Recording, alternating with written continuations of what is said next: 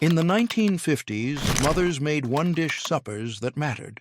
Their work in the kitchen didn't just feed families, they created complete dinners in single pans that saved time, money, and effort. Shipwreck layered casserole and hobo stew. Every supper is cooked in one pot. These one-dish suppers might sound too simple today, but they kept families fed. Ugly chicken casserole became the church potluck champion nobody could resist because one bite proved beauty didn't matter. Mothers knew this casserole looked terrible but tasted incredible. The dish earned its name from crushed potato chips on top that turned brown and messy. Nobody cared about appearance when flavor was delivered every time. Mothers layered cooked chicken in a greased 9x13 casserole dish. They mixed cream of chicken soup with sour cream and poured it over chicken. Frozen mixed vegetables covered the creamy layer. Crushed potato chips finished the top. The casserole baked at 350 for 30 minutes covered with foil, then 10 minutes uncovered. The chicken stayed moist under creamy sauce. Vegetables softened without turning mushy. Potato chips added a salty crunch that contrasted with smooth creaminess. Families asked for seconds every time. The secret was dual creaminess from both soup and sour cream that kept chicken tender and vegetables coated in rich flavor. Which one-dish supper did your mother make every week? Drop the name in the comments below. Tag someone who remembers these meals. Shipwreck layered casserole became the budget dinner mothers made every Wednesday because 5 ingredients created a complete meal in one pan. The name came from layers that looked like wreckage piled together. Mothers swore this casserole tasted better than fancy restaurant dinners despite costing less than $1 to make. Mothers spread raw ground beef across the bottom of a casserole dish, sliced raw potatoes layered over beef, raw chopped onions covered potatoes, raw sliced carrots went on top. 2 cans of tomato soup mixed with water poured over everything. Heavy-duty foil sealed the dish tight. The casserole baked at 325 for 2 full hours without peaking. The beef cooked in its own juices and stayed tender. Potatoes absorbed beef flavor and turned soft. Onions caramelized into sweet bits. Carrots softened perfectly. Tomato soup created thick gravy that coated every layer. The secret was long, slow baking that melded flavors into one cohesive, delicious meal. Before we move on, many of you asked in the comments where to find these recipes. We even received tons of email too, so we published these recipes on our website. The link is in the description. Let's continue. Country Captain chicken became the exotic dinner mothers served when company came over because curry powder made ordinary chicken taste worldly and sophisticated. Legend said a British sea captain brought this recipe to Georgia in the 1800s. Mothers loved it because one pot created an impressive meal that felt special without requiring fancy skills. Mothers browned chicken pieces in hot oil in a large Dutch oven. They removed chicken and sautéed onions, bell peppers, and garlic in the same pot. Curry powder, thyme, salt, and pepper went in next. Canned tomatoes, raisins, and chicken stock mixed together. Chicken pieces returned to the pot. The lid went on tight. Everything simmered on low heat for 45 minutes. The chicken fell off the bone tender. Curry and tomato created a rich sauce. Raisins added unexpected sweetness. Peppers and onions softened into the gravy. Mothers served it over white rice. The secret was curry powder that transformed simple ingredients into restaurant-quality dinner. Before we continue, mock chicken drumsticks became the Sunday dinner trick mothers used when real chicken cost too much because cubed pork on skewers looked exactly like drumsticks. The name city chicken came from urban areas where chicken was expensive and pork was cheap. Mothers fooled children every time with this convincing substitute. Mothers cut pork shoulder into large cubes and threaded them onto wooden skewers to look like drumsticks. Salt, pepper, and paprika seasoned the meat. Beaten eggs went in one bowl and breadcrumbs in another. Each skewer dipped in egg, then rolled in breadcrumbs. Mothers browned them in hot oil in a large skillet. Chicken broth poured around the meat. The covered pan went into a 350 oven for 1 hour.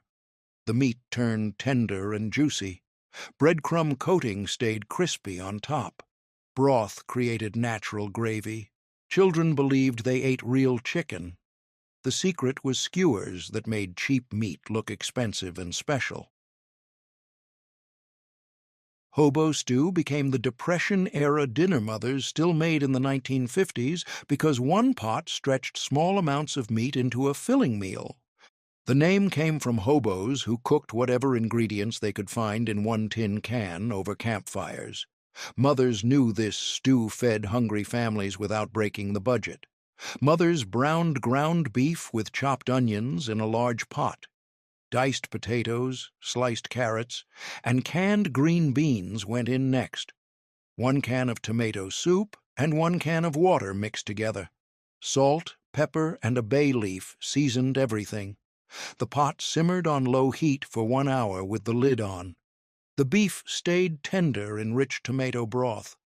Potatoes absorbed meaty flavor and turned soft. Carrots sweetened the stew naturally. Green beans added color and texture. The stew thickened as it cooked. Mothers served it with cornbread. The secret was long simmering that made inexpensive ingredients taste rich and satisfying. 5 forgotten one-dish suppers: ugly chicken casserole, shipwreck casserole, country captain chicken, mock chicken drumsticks, and hobo stew, each cost under $2 and fed 6 people. Every recipe used 1 pot or 1 pan. Every dish saved time and made cleanup easy. These suppers kept working families fed every single week. Porcupine meatballs became the weeknight dinner children requested by name because rice sticking out of meatballs looked like porcupine quills. Mothers loved this dish because uncooked rice mixed into raw meat meant no side dish was needed. The rice cooked right inside the meatballs while they simmered in tomato sauce. Mothers mixed ground beef with uncooked white rice, chopped onion, salt, and pepper. They shaped the mixture into golf ball-sized meatballs. The meatballs went into a large skillet. 2 cans of tomato soup mixed with 2 cans of water poured over them. The skillet simmered covered on low heat for 1 hour without stirring. The meatballs stayed tender and juicy. Rice poked out like quills and absorbed tomato flavor. The sauce thickened around the meatballs. Every meatball was a complete meal with protein and starch together. Families scooped meatballs with sauce onto plates. The secret was uncooked rice that cooked inside meatballs and eliminated extra pots. Slumgullion goulash became the Monday leftover meal mothers threw together because nothing went to waste in 1950s kitchens. The funny name came from cowboys who made stew from whatever scraps they had. Mothers turned leftover meat and vegetables into a hearty one-skillet dinner that tasted better than the original meal. Mothers browned ground beef with diced onions in a large cast-iron skillet. Leftover cooked vegetables like corn, peas, or green beans went in next. Cooked elbow macaroni mixed in. 2 cans of tomato sauce and Italian seasoning stirred together. Everything simmered uncovered for 15 minutes until thick and bubbly. The beef stayed crumbly and flavorful. Macaroni absorbed tomato sauce and turned soft. Vegetables added pops of color and texture. The dish tasted like American goulash, but used whatever was on hand. Families ate it straight from the skillet with crusty bread. The secret was flexibility that let mothers use any leftovers and still create delicious dinner. Mulligan stew became the camping dinner families made on summer vacations because one pot over a campfire created a complete meal outdoors. The name came from railroad workers who pooled ingredients to make communal stew. Mothers adapted it for family camping trips by using canned goods that didn't need refrigeration. Mothers browned beef stew meat in a large cast-iron pot over campfire coals. Chopped onions went in next. Canned diced tomatoes, canned potatoes, canned carrots, and canned green beans dumped in. Beef broth from a can covered everything. Salt, pepper, and a bay leaf seasoned the stew. The pot simmered for 2 hours while families played outdoors. The beef turned fork tender in rich broth. Canned vegetables held their shape and absorbed meaty flavor. The stew thickened naturally from potato starch. Smoke from the campfire added outdoor flavor. Families ladled stew into tin cups. The secret was canned vegetables that didn't spoil and made camping dinners easy. Belgian chicken booyah became the church picnic tradition in Wisconsin because this massive one-pot stew fed hundreds of people at outdoor gatherings. The name came from Belgian immigrants who brought the recipe to America. Mothers made smaller batches at home in large stockpots for family dinners that tasted like community celebrations. Mothers cut whole chicken into pieces and browned them in a large stockpot. Chopped onions, celery, and carrots went in next. Diced potatoes and canned tomatoes followed. Chicken broth covered everything. Salt, pepper, and bay leaves seasoned the pot. The stew simmered for 3 hours until chicken fell off bones. Mothers removed bones and shredded chicken back into the pot. The chicken turned incredibly tender in rich broth. Vegetables softened and released natural sweetness. Potatoes thickened the stew slightly. Every spoonful tasted like slow-cooked comfort. Families ate it with crackers and butter. The secret was long simmering that made ordinary ingredients taste extraordinary and created unforgettable flavor. Mama's chicken and rice.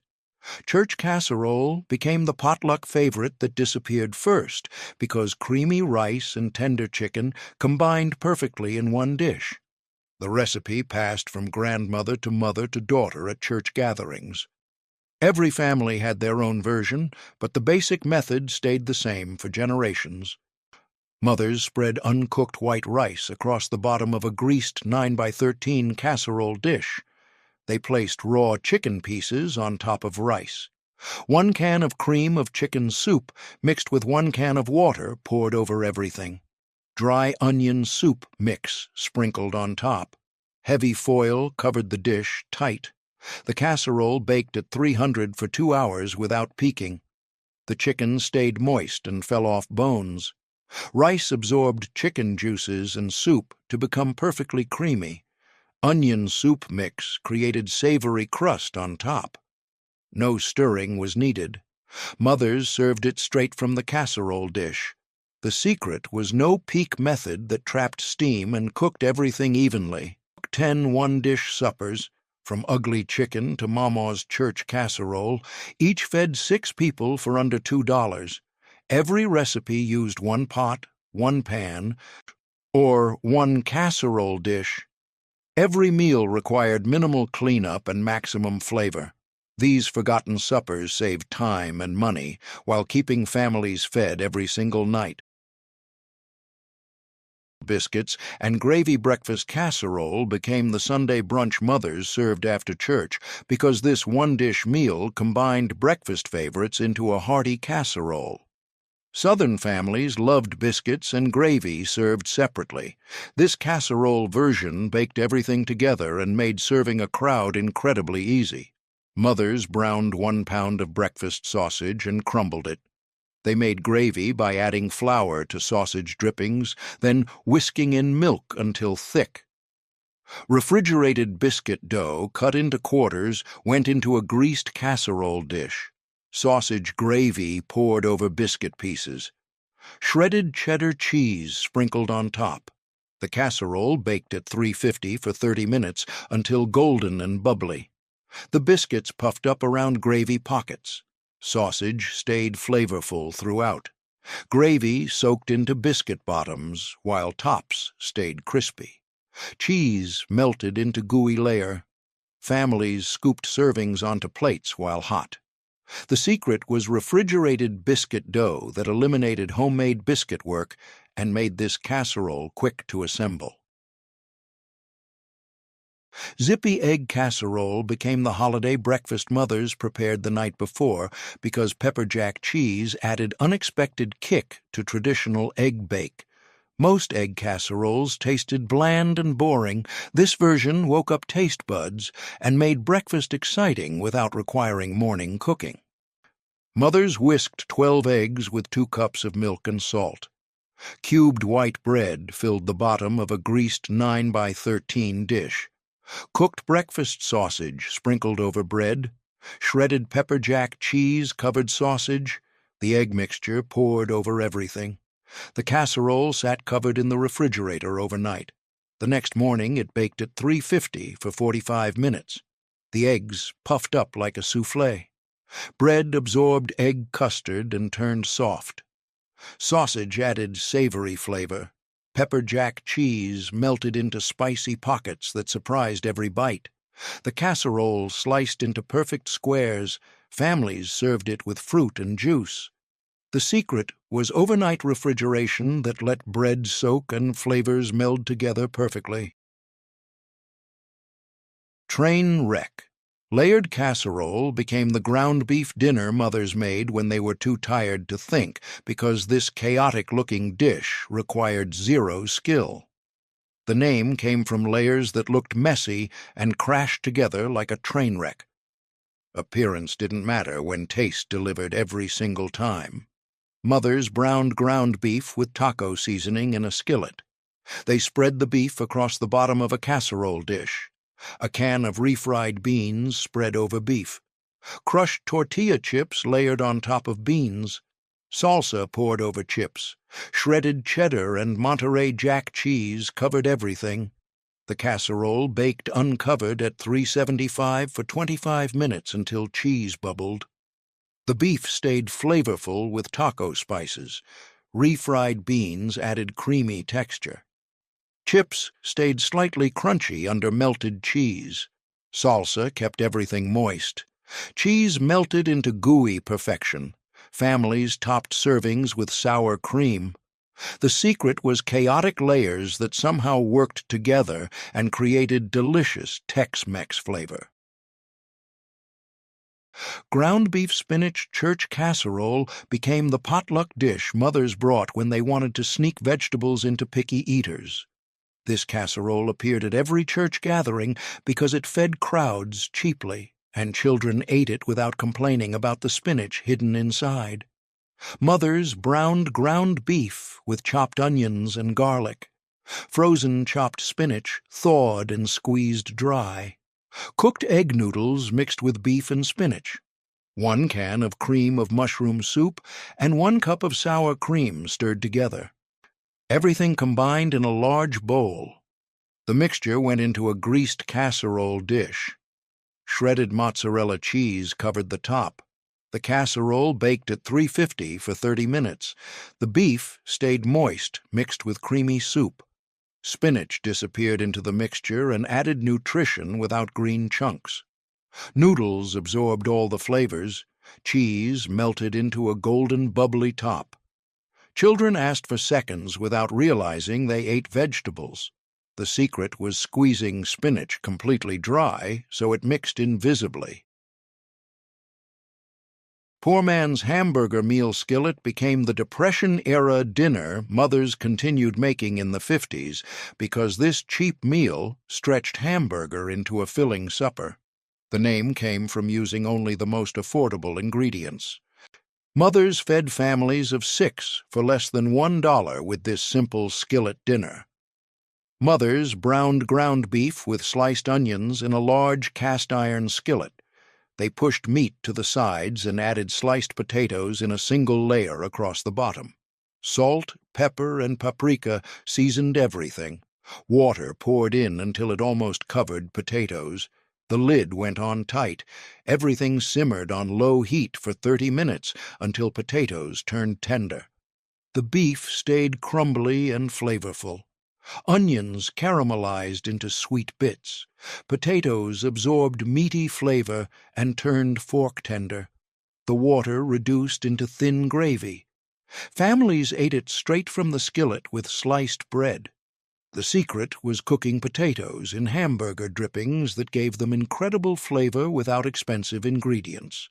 15 forgotten one-dish suppers, from ugly chicken to poor man's skillet, each cost under $2 and used one cooking vessel.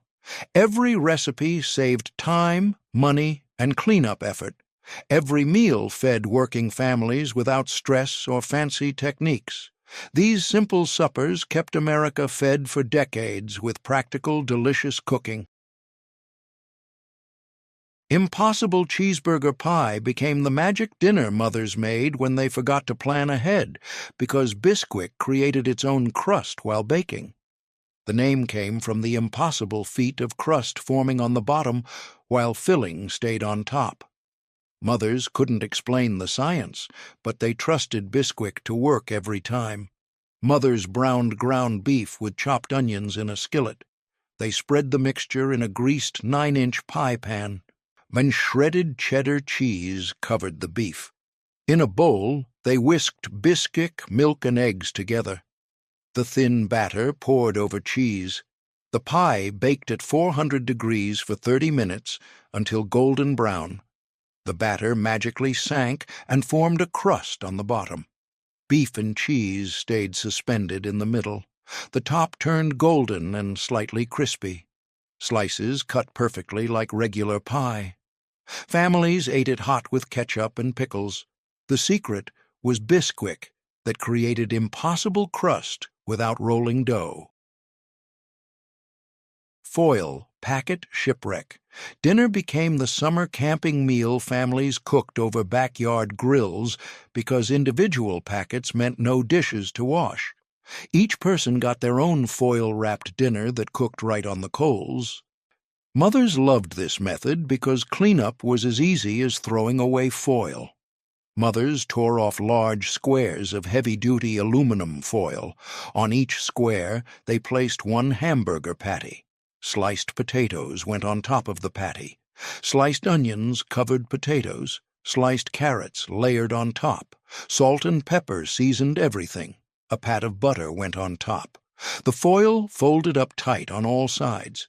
Packets cooked on the grill or in a 400-degree oven for 45 minutes. The beef cooked in its own juices and stayed tender. Vegetables steamed inside and absorbed meaty flavor. Butter melted through all the layers. Every packet was a complete individual meal. The secret was tight foil sealing that trapped steam and cooked everything perfectly together. One-pot church supper booyah became the community gathering tradition in the Midwest because volunteers made huge batches in outdoor kettles over wood fires. Churches raised money by selling bowls of this hearty stew at fall festivals. Mothers recreated smaller versions at home using stockpots on their stoves. Mothers cut beef stew meat and chicken thighs into chunks. Both meats browned in a large stockpot. Chopped onions, celery, carrots, and potatoes went in next. Canned tomatoes, beef broth, and chicken broth covered everything. Bay leaves, salt, and pepper seasoned the pot. The stew simmered for 4 hours on low heat. The beef and chicken turned incredibly tender. Vegetables softened and sweetened naturally. The two broths created complex, rich flavor. Tomatoes added slight acidity. The stew thickened from potato starch. Families ladled it into bowls and served with crackers. The secret was combining beef and chicken that created depth impossible with one meat alone. Mock sukiyaki skillet dinner became the exotic weeknight meal mothers made when they wanted to try something different. Real sukiyaki required special ingredients and techniques. This Americanized version used supermarket staples and one skillet to create Japanese-inspired flavor without intimidation. Mothers browned beef strips in hot oil in a large skillet. They removed beef and added sliced onions, celery, and mushrooms. Soy sauce, beef broth, and a spoonful of sugar mixed together in a bowl. The sauce poured over vegetables, beef returned to the skillet, canned bean sprouts drained and stirred in, and everything simmered for 15 minutes. The beef stayed tender in salty sweet sauce. Vegetables softened but kept slight crunch. Bean sprouts added authentic Asian texture. Soy sauce and sugar created the characteristic sukiyaki flavor profile. Families served it over white rice. Chow mein noodles sprinkled on top added crunch. The secret was sugar that balanced soy sauce saltiness and created authentic-tasting glaze. Depression-era potato hot dog skillet. Depression-era potato hot dog skillet became the budget dinner mothers made when money was tight because hot dogs and potatoes were the cheapest proteins and starches available. This meal cost less than 50 cents to feed 4 people. Mothers knew it wasn't fancy, but it filled hungry stomachs every time. Mothers sliced potatoes thin and sliced hot dogs into coins. They heated oil in a large cast-iron skillet. Potato slices went in first and fried until golden on both sides. Sliced onions joined the potatoes. Hot dog coins went in last. Everything fried together until hot dogs browned slightly. Salt and pepper seasoned the skillet. Some mothers added a can of cream of mushroom soup at the end to make it creamy. The potatoes turned crispy on edges and soft in the middle.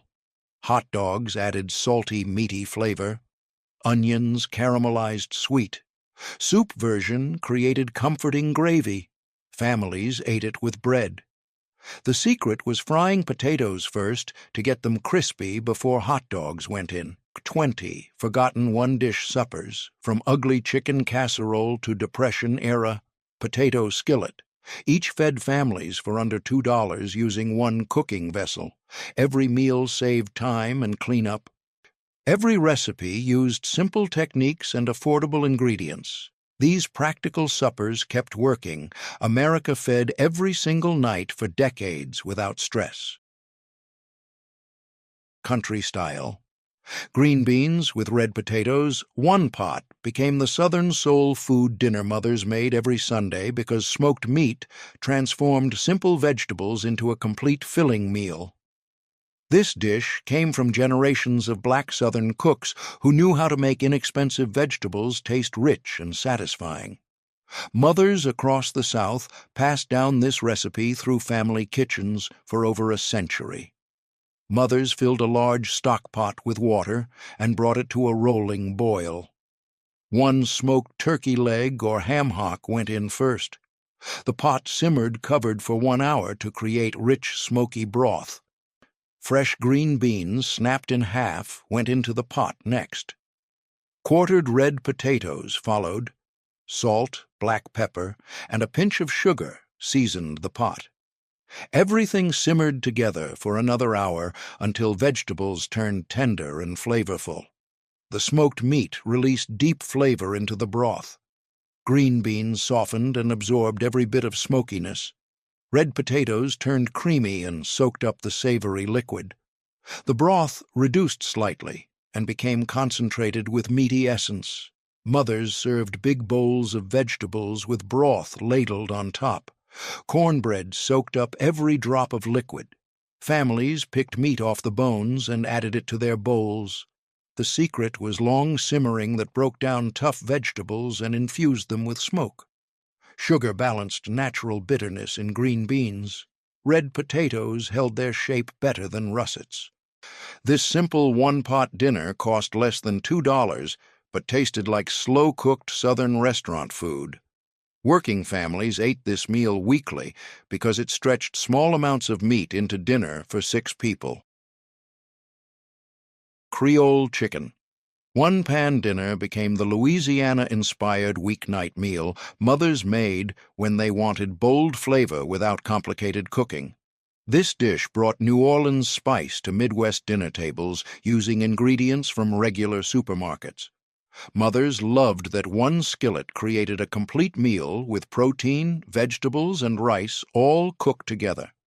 Mothers seasoned chicken thighs with salt, black pepper, cayenne pepper, and paprika. They heated oil in a large, deep skillet with a lid. Chicken pieces browned skin side down for 5 minutes, then flipped. Mothers removed browned chicken temporarily.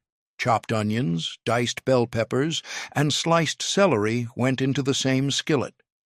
The vegetables cooked in chicken drippings for 5 minutes. Minced garlic stirred in for 30 seconds. 1 can of diced tomatoes with juice dumped in. 2 cups of chicken broth and 1 cup of uncooked white rice followed. The browned chicken pieces nestled back into the rice mixture. The skillet covered tight and simmered on low heat for 30 minutes without peaking. The chicken stayed incredibly moist and fell off the bone. Rice absorbed all the tomato and chicken flavors. The holy trinity of onions, peppers, and celery created authentic Creole taste. Cayenne added gentle heat that built with each bite. Tomatoes kept everything moist and added slight acidity. The rice on the bottom got slightly crispy and created delicious crusty bits. The secret was browning chicken first to render fat that flavored vegetables and rice. Not lifting the lid trapped steam that cooked rice perfectly. This one skillet meal tasted like hours of work, but took only 40 minutes from start to finish and cost under $3 total. 3-bean baked beef casserole became the church potluck heavyweight champion because this hearty dish fed crowds and tasted even better the next day. Mothers brought this casserole to every outdoor gathering, funeral meal, and community supper. The combination of 3 different beans with ground beef and bacon created layers of flavor and texture that kept people coming back for seconds. Mothers browned 1 pound of ground beef with diced onions in a large skillet and drained the fat. They cooked half a pound of bacon until crispy, then crumbled it. In a large bowl, mothers combined 1 can of kidney beans drained, 1 can of butter beans drained, and 1 can of pork and beans with sauce. The ground beef and crumbled bacon mixed in, half a cup of ketchup, 1/4 cup of brown sugar, 2 tablespoons of yellow mustard, and 1 tablespoon of Worcestershire sauce, stirred together. This sauce poured over the bean mixture. Everything combined and went into a greased 9x13 casserole dish. The casserole baked uncovered at 350 for 45 minutes. The beans absorbed sweet tangy sauce and stayed creamy inside. Ground beef added hearty protein throughout. Bacon pieces created smoky, salty pops of flavor. Brown sugar caramelized slightly on top. Ketchup and mustard created classic barbecue-style taste. The casserole thickened as it baked and developed a slightly crusty top layer. The secret was 3 different bean varieties that each contributed unique texture and flavor. Leaving pork and beans with their sauce added tomato-y base. This casserole reheated beautifully and actually tasted better on day 2 after flavors melded overnight. Families served it as a main dish with cornbread or as a hearty side at barbecues. Became the fundraiser meal churches sold to raise money for building projects because 1 pork shoulder fed 50 people. Volunteers slow-cooked massive amounts of pork overnight in outdoor smokers. Mothers recreated this community tradition at home using their ovens and produced tender pulled pork that rivaled any church supper version. Mothers rubbed a 4-pound pork shoulder with a mixture of brown sugar, paprika, garlic powder, onion powder, salt, and black pepper. The seasoned meat sat in the refrigerator overnight. The next day, they placed the pork in a roasting pan with 1 cup of apple cider vinegar and 1 cup of water. Heavy-duty foil covered the pan completely. The pork roasted at 275 degrees for 6 full hours without opening the oven door. The pork became so tender it fell apart when touched with a fork. Fat rendered completely and kept meat incredibly moist. The low temperature and long cooking time broke down tough connective tissue. Vinegar in the cooking liquid kept meat from drying out. Mothers shredded the pork with 2 forks right in the roasting pan. The cooking liquid mixed with shredded meat and added moisture and flavor. Some mothers added bottled barbecue sauce, while others served sauce on the side. The secret was ultra-low temperature and extremely long cooking time that transformed tough shoulder into melt-in-your-mouth meat. The overnight rub penetrated deep into the pork. Foil trapped steam and essentially braised the meat. Families served pulled pork on hamburger buns with coleslaw and pickles. One shoulder fed 8 people easily and cost less than $10. Leftovers made sandwiches for days. Upside-down pineapple ham dinner became the Easter and Christmas centerpiece mothers served when they wanted impressive presentation without fancy skills. This dish flipped traditional upside-down cake technique and applied it to savory ham. The pineapple caramelized on the bottom of the pan and created a glazed crown when the ham was inverted onto a platter. Mothers melted half a cup of butter in the bottom of a 9x13 roasting pan in a 325-degree oven. They sprinkled 1 cup of packed brown sugar over melted butter. Pineapple rings arranged in a single layer across the brown sugar. Maraschino cherries filled the center of each pineapple ring. A whole pre-cooked ham placed flat side down on top of the fruit. Whole cloves stuck into the ham at 1-inch intervals. The pan covered with foil and baked for 2 hours. Mothers removed foil for the last 30 minutes. The brown sugar and butter melted into thick caramel sauce. Deep pineapple rings released their juice into the caramel and created sweet glaze. Ham heated through and absorbed fruity flavors. Cloves added aromatic spice. When done, mothers carefully inverted the ham onto a large serving platter. The pineapple rings stayed perfectly in place on top. Caramel sauce dripped down the sides. Cherries created festive red pops of color. The secret was starting with pre-cooked ham that only needed reheating. Brown sugar caramelized without burning because of the liquid from pineapple. Inverting while still hot ensured fruit stuck to ham. This dramatic presentation made cheap canned ham look like gourmet holiday feast. Families carved slices that included pineapple and glaze. 5 one-dish suppers, country green beans, Creole chicken, 3-bean casserole, pulled pork, and pineapple ham, each fed 6 to 8 people using 1 cooking vessel. Every recipe saved time and created complete meals. Every dish cost under $3. These forgotten suppers fed working families with simple ingredients and smart techniques. Topsy-turvy tamale pie casserole became the Tex-Mex weeknight dinner mothers made when they wanted Mexican flavor without rolling individual tamales. Traditional tamales required hours of spreading mesa and wrapping corn husks. This casserole version stacked all the same flavors in layers and baked them together in one dish. The name came from flipping tamale construction upside down. Mothers browned 2 pounds of ground beef with diced onions in a large skillet. They drained fat and added 1 can of diced tomatoes, 1 can of corn drained, in 1 can of black olives sliced, and 2 tablespoons of chili powder. The mixture simmered for 10 minutes. Meanwhile, they made cornbread batter by mixing 1 box of Jiffy corn muffin mix with 1 egg and 1/3 cup of milk.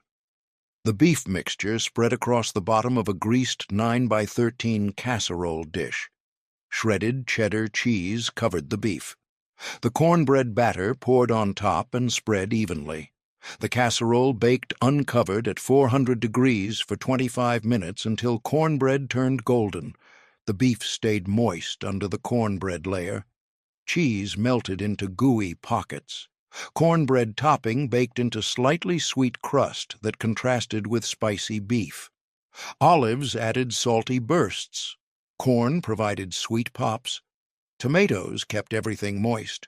When served, each scoop had beef on bottom and cornbread on top like an upside-down tamale.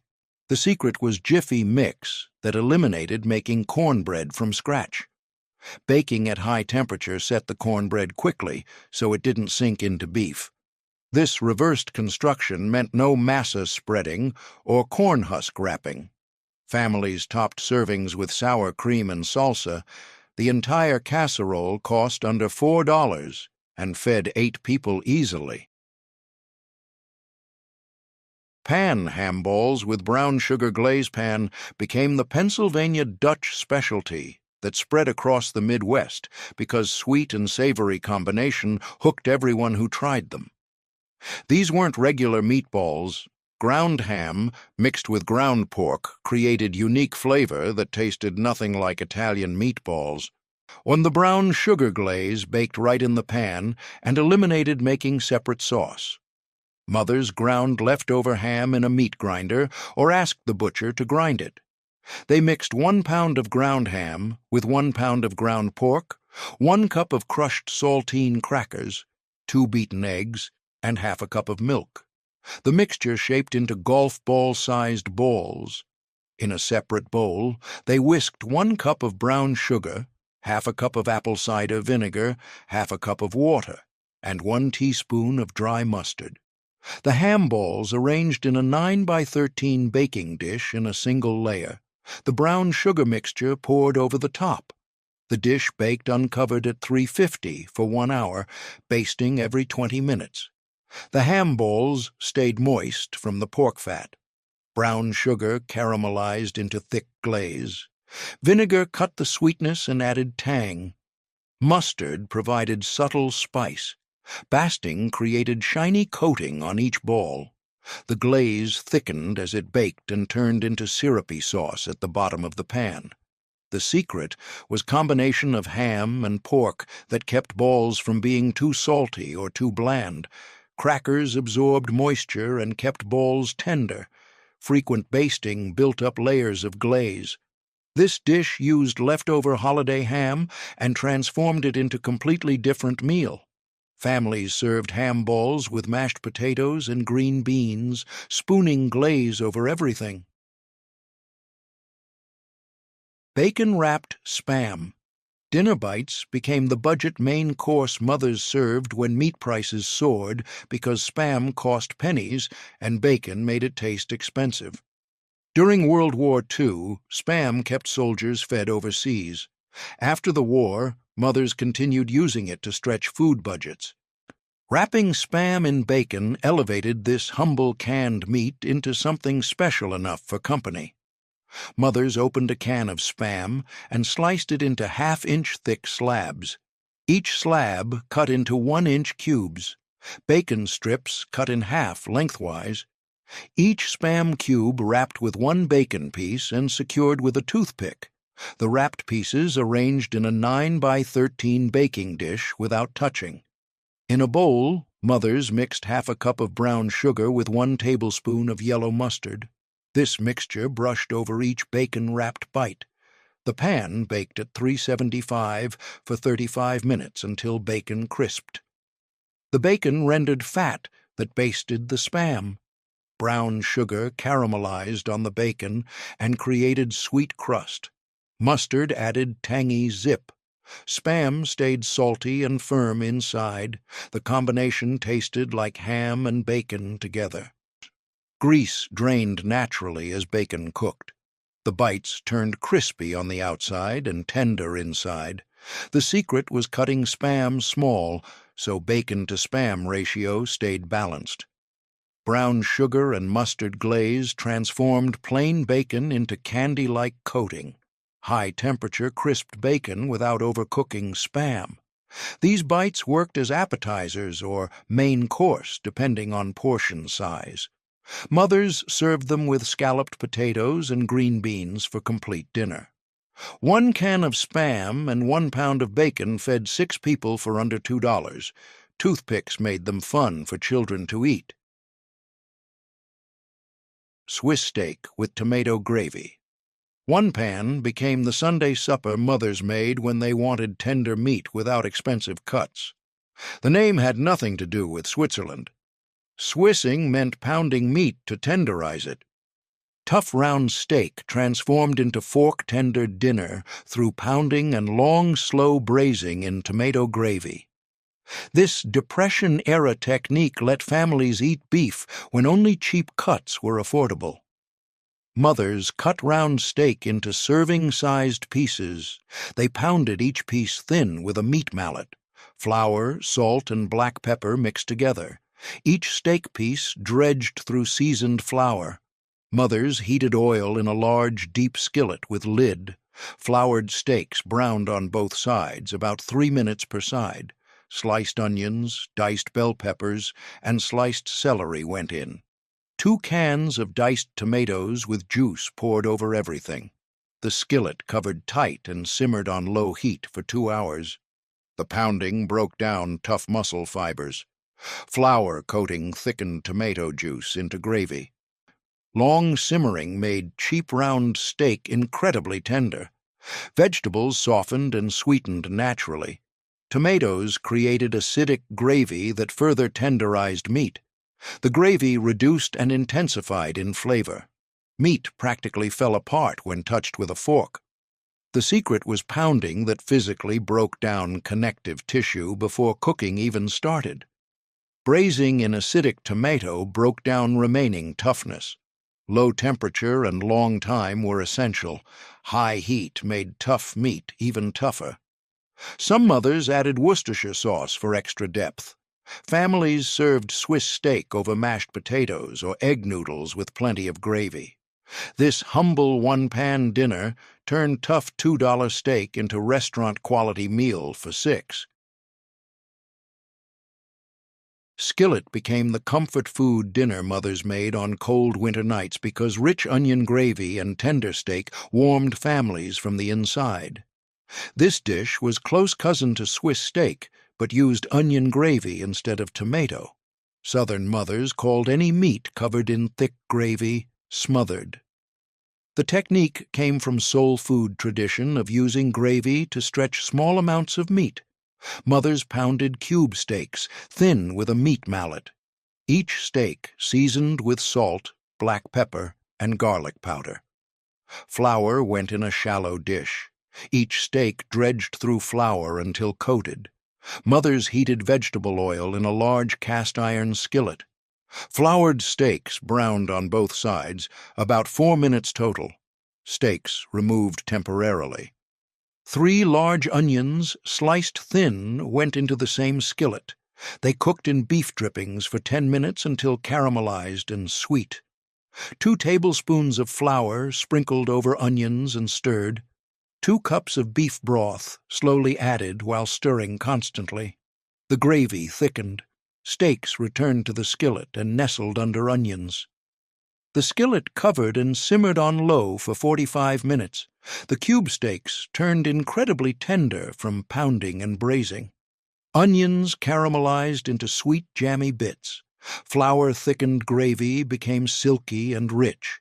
Beef broth added deep, meaty flavor. The gravy reduced and intensified. Steaks absorbed onion and beef flavors while simmering. The secret was caramelizing onions until deeply browned before adding liquid. This developed sweet, complex flavor. Scraping browned bits from the bottom added extra richness to gravy. Covering the skillet trapped moisture and braised steaks until fork tender. Families served smothered steak over rice or mashed potatoes with extra gravy ladled on top. This soul food classic cost under $3. 10 more one-dish suppers, from tamale pie to smothered steak, Each fed 6 to 8 people using one pan or dish. Every recipe transformed cheap ingredients into satisfying meals. Every dish cost under $4. These forgotten techniques made tough meat. Tender and simple ingredients taste rich without expensive cooking skills. Hamburger pie, casserole became the Monday leftover meal mothers made when mashed potatoes remained from Sunday dinner. This American version of shepherd's pie used ground beef instead of lamb and canned vegetables instead of fresh. The name confused some families who called it shepherd's pie, cottage pie, or simply hamburger pie. Regardless of name, this one-dish dinner used humble ingredients and created comfort food perfection. Mothers browned 2 pounds of ground beef with diced onions in a large skillet. They drained fat and stirred in 1 can of cream of mushroom soup, 1 can of mixed vegetables drained, salt, black pepper, and Worcestershire sauce. The beef mixture spread across the bottom of a greased 2-quart casserole dish. Leftover mashed potatoes, about 4 cups, spread on top and covered the beef completely. Some mothers piped potatoes through a pastry bag for fancy presentation. A fork created ridges across the potato surface. Butter pats dotted the top. The casserole baked uncovered at 375 for 30 minutes until potatoes turned golden brown on peaks. The beef stayed moist under the potato blanket. Cream of mushroom soup created natural gravy. Vegetables added pops of color throughout. Mashed potatoes formed a crusty golden top while staying creamy underneath. The casserole bubbled at the edges where beef gravy met potato border.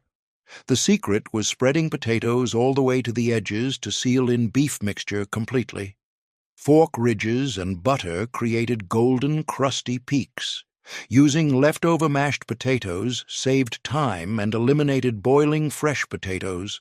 Some mothers added shredded cheddar cheese between beef and potato layers. This hearty casserole fed 8 people and used ingredients mothers already had in the pantry and refrigerator. Tuna noodle casserole with potato chips became the Friday night Catholic tradition because meatless dinners were required and tuna was cheap. This casserole defined 1950s home cooking. Campbell's Soup Company promoted the recipe heavily in magazine advertisements. Mothers across America made this exact same casserole using the same ingredients. The potato chip topping separated homemade versions from school cafeteria versions. Mothers boiled egg noodles in salted water until just tender, then drained. In a large bowl, they combined 2 cans of drained tuna, 1 can of cream of mushroom soup, 1 cup of milk, 1 cup of frozen peas, and half a cup of diced celery. The cooked noodles mixed in. Everything went into a greased 9 by 13 casserole dish. 2 cups of crushed potato chips covered the top evenly. The casserole baked uncovered at 350 for 30 minutes. The tuna stayed moist, mixed with creamy soup. Noodles absorbed the mushroom flavor. Peas added sweet pops of green. Celery provided gentle crunch. Potato chips toasted golden and created salty, crunchy contrast to creamy filling. Some chips stayed crispy while others absorbed moisture and became soft. The edges turned extra crispy and brown. The secret was not mixing potato chips into the casserole, but layering them on top only. This kept them relatively crunchy. Using frozen peas instead of canned meant they didn't turn mushy. Adding milk thinned the soup and prevented dry casserole. Many mothers added shredded cheddar cheese mixed into the filling. Some substituted crushed cornflakes for potato chips. This complete meal cost under $2 and required 0 skill. Families ate tuna noodle casserole weekly for decades, without ever growing tired of it. chicken fricassee, one-pot skillet became the French-inspired dinner mothers made when they wanted elegant meal without fancy techniques. Fricassee meant chicken braised in white sauce. This cooking method produced fork-tender chicken in creamy gravy that tasted like restaurant food. German and French immigrants brought fricassee to America, and mothers simplified it for weeknight cooking. Mothers cut a whole chicken into 8 pieces or used thighs and drumsticks, each piece seasoned with salt, white pepper, and paprika. Flour went in a shallow dish. Chicken pieces dredged through flour. Mothers heated butter and oil together in a large, deep skillet. Floured chicken browned on all sides, about 10 minutes total. Chicken removed temporarily. Diced onions and sliced mushrooms cooked in the same skillet. 2 tablespoons of flour sprinkled over vegetables and stirred for 1 minute. 2 cups of chicken broth slowly added while stirring constantly. Heavy cream, 1 cup, poured in next. Fresh or dried thyme added. Chicken pieces returned to the skillet and nestled into sauce. The lid went on and everything simmered on low heat for 45 minutes. The chicken became incredibly tender and fell off bones easily. The sauce thickened into silky gravy. Mushrooms added earthy flavor. Onions melted into the sauce. Cream created rich, luxurious texture. Thyme added subtle herb note. The sauce reduced and concentrated in flavor. The secret was using both butter and oil for browning. Butter added flavor, while oil prevented burning. Adding flour to vegetables created roux that thickened sauce without lumps. Heavy cream made sauce restaurant-quality rich. Families served fricassee over egg noodles, rice, or mashed potatoes. This one-skillet dinner tasted like hours of work, but took only 1 hour total. Beef tips in mushroom gravy over rice became the affordable date-night dinner mothers made when they wanted steak flavor without steak prices. Cutting sirloin into bite-sized tips stretched expensive meat further. The mushroom gravy added richness that made tips taste like full steaks. This dish appeared on diner menus across America, and mothers recreated it at home for fraction of the cost. Mothers cut sirloin steak into 1-inch cubes, each cube seasoned with salt and black pepper. Flour went in a plastic bag. Beef cubes shook in the bag until coated. Mothers heated oil in a large skillet over high heat. Beef tips seared on all sides in batches, about 2 minutes per batch. Tips removed temporarily. Sliced mushrooms went into the same skillet. They cooked until golden, about 5 minutes. Diced onions added and cooked 3 more minutes. 2 tablespoons of flour sprinkled over vegetables and stirred. 2 cups of beef broth slowly added while scraping brown bits from the bottom. The gravy thickened. Beef tips returned with any accumulated juices. The skillet simmered uncovered for 15 minutes. The beef tips stayed tender from quick searing. Mushrooms added meaty umami flavor. Onions melted into gravy. Flour-thickened sauce became silky and rich. Brown bits from the bottom added incredible depth. The gravy reduced and intensified. The secret was searing beef in batches to keep temperature high. Overcrowding made tips steam instead of sear. Scraping browned bits added restaurant-quality flavor. Not overcooking kept tips tender. Families served beef tips over white rice, or egg noodles with gravy spooned on top. This economical one-skillet dinner tasted like upscale steakhouse meal for under $5. 7-layer beef and rice casserole became the viral recipe mothers copied from church cookbooks because the 7 distinct layers created visual appeal and flavor complexity. Each layer served a specific purpose. The recipe spread through communities as women shared it at potlucks. Nay, some called it 7-layer dinner, while others called it lazy casserole because nothing required pre-cooking. Mothers built layers in a greased 9 by 13 casserole dish, starting at the bottom. Layer 1 was 1 cup of uncooked white rice, spread evenly.